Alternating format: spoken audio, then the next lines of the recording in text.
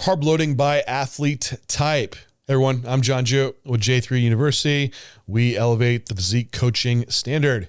And today we're going to dive into carb loading. And I'm not going to tell you, you need to do this type of carb load, because what really needs to determine your type of carb load is the type of athlete that you're working with and the environment and situation that they're in leading into peak week. Because all these different carb loading methods, they're all just tools, and they can be adjusted based off of our athlete needs. We're going to look at today a linear load, a back load, and also a front load. Now with the linear load, this is just a incremental increase of carbohydrate day by day.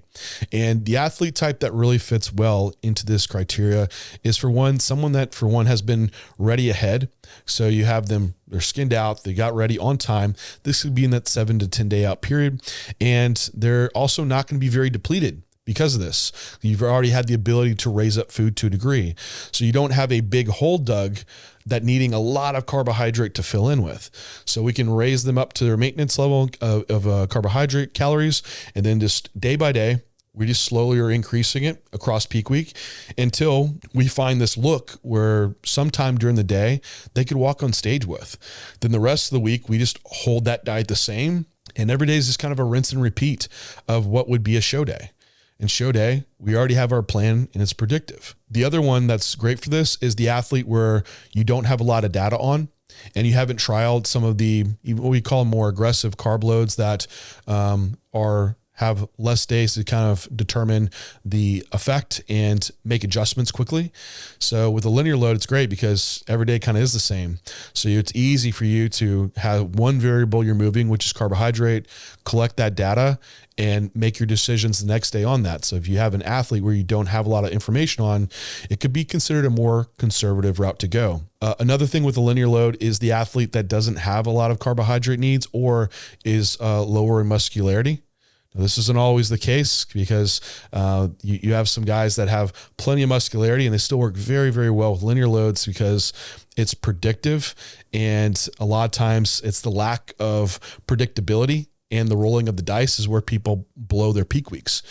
But if someone doesn't have a lot of muscle to fill out, they just don't have a lot of carbohydrate requirements. So it's really easy just to bring them to a maintenance calorie level or slightly above when you're loading them during the week and then hold them there. And it's not really an issue. The other situation, if they're been reactive to refeeds, I've had some guys I coached, you add in 100 grams of carbohydrate on top of their 300 gram of carbs that they're dieting on, and they'll gain like 2-3 pounds the next day and look real spilled over. You're like, oh, wow. You do not need a huge loading period at all. And in that situation, that's where we just incrementally add in, hey, next day, 330 grams, 360 grams, until we have them full enough. And then we can carry that to stage. The next one is the carb backload. So this is an approach where you have the first few days of peak week, maybe you're at maintenance or close to it. Then 3 days out to 2 days out, you have a pretty big spike in carbohydrate to load them. And then you're 1 day out. That could be a repeat of the load, or it could be back to a baseline diet in case they went a little over and spilled over. It's more of an adjustment day. Now with this could be the athlete that maybe they were just ready on time, not quite as early as someone that might do a linear load. And so you do have a period where you might not be able to feed them as much at maintenance and bring them up. They also might be a little bit further depleted, justifying a greater rise in carbohydrate to fill them in. Another situation is the weight cap restricted athlete. This is someone that we just can't load yet because we do have to keep their weight down. The other situation is someone that is a pretty high muscularity and has a pretty high carbohydrate need. They're actually going to need a loading period where we can really fill out glycogen and fill them up. The issue with the backload is that it has a degree of lack of predictability unless you've had trialed this before with your athlete, like based off their refeed data. And so having refeed data and knowing, wow, if I give this athlete a refeed for 1-2 days, 1 day later, they look amazing, right? They're full, they're hard. That can use that data and apply it into your peak week can be a great approach because you have something that you've gone off of that you've trialed. So this is the approach where you have a little bit more athlete data present than maybe you had with the linear load. Now, what I'll say too is once you start doing someone with the linear load is where you have to just base it in day by day for an athlete. We all have great plans and we pre-plan this stuff out sometimes, but you also be able to coach on the fly. So I've had some people where you start adding in food and you lower in cardio And then what happens? Their weight starts dropping, which is a good thing. A lot of times in peak week, some people will end at a lower body weight just because water's dropping off from fatigue on their legs, or GI weight's dropping because we're moving to less fibrous foods, and they're still getting fuller. However, some people do speed up to a degree to where they require more and more food, and their weight's only going down. They look flatter. So this approach where your linear load might actually turn into a carb backload. We have to really put a lot of food in for someone to load them to a big degree. Now, the last approach would be a front load. Now, a front load might be the athlete that you really had to dig down hard on a prep, or it could also be the guy that speeds up to a fast degree.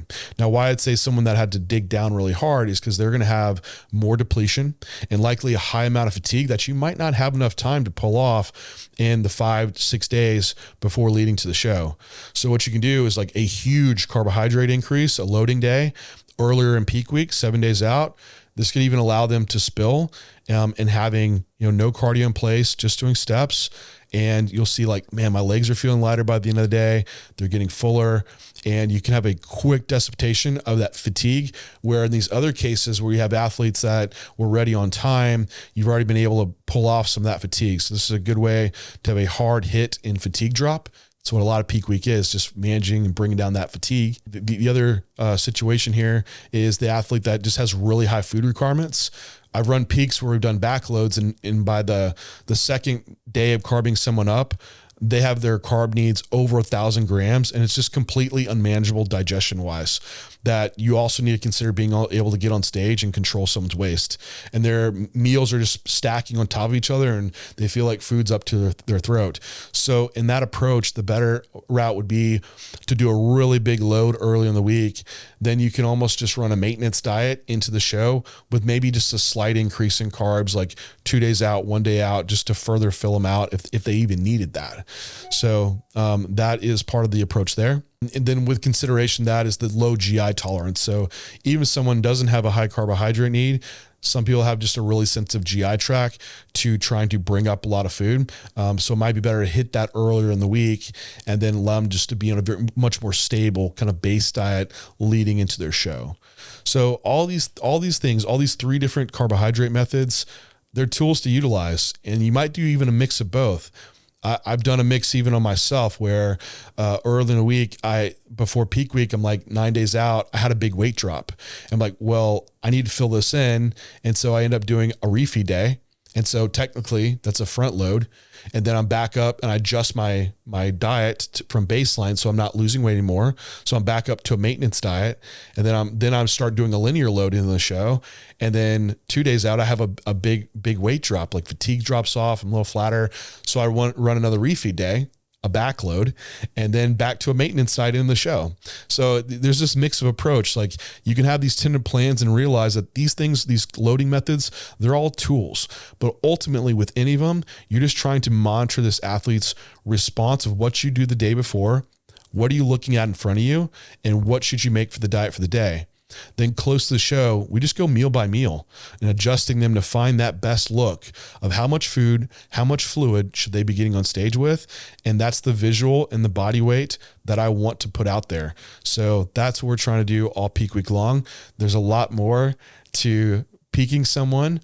Some people make it overly complicated, but we have our new contest prep module, and that's where we lay this all out to help you make the decisions to put an athlete on stage with that look nailed.